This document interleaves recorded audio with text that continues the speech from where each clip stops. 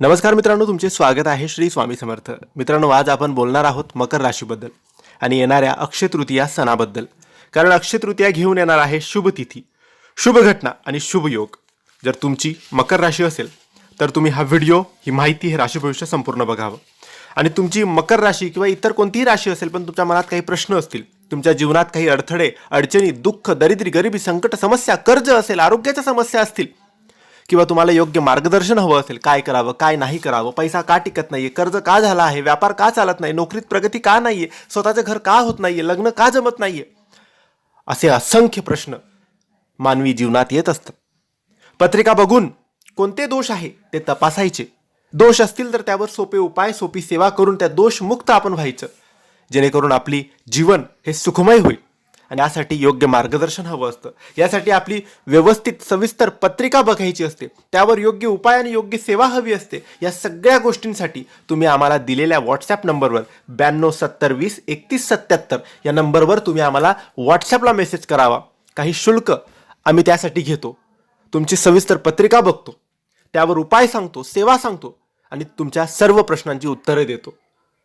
यासाठी तुम्ही नक्की व्हॉट्सॲपवर मेसेज करू शकतात.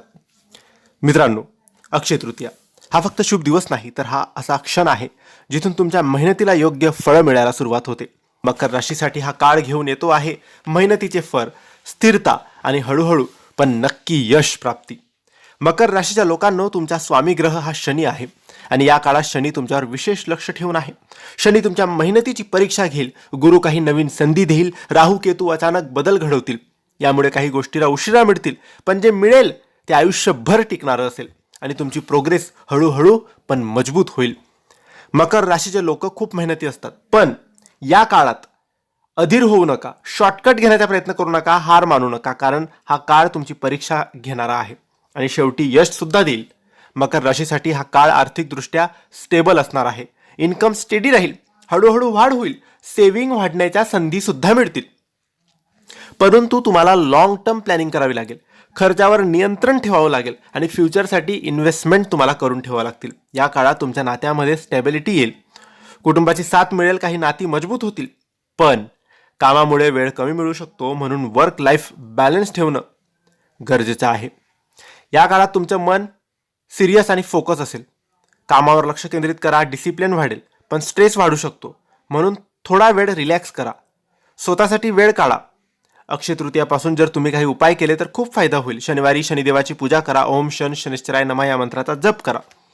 हा काळ नवीन सुरुवातीसाठी योग्य आहे.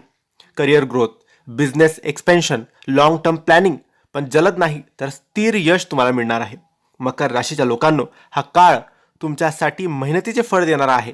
पेशंट ठेवा, मेहनत करा आणि स्वतःवर विश्वास ठेवा, कारण अक्षय तृतीयापासून सुरू होणारा हा काळ तुमच्या यशाची मजबूत पायाभरणी करणार आहे. हा व्हिडिओ, ही माहिती, हे राशीभविष्य आवडलं असेल तर लाईक करा, शेअर करा, चॅनलला सबस्क्राईब करा आणि योग्य मार्गदर्शनासाठी, पत्रिका बघण्यासाठी व्हॉट्सॲपवर मेसेज करा. धन्यवाद. श्री स्वामी समर्थ.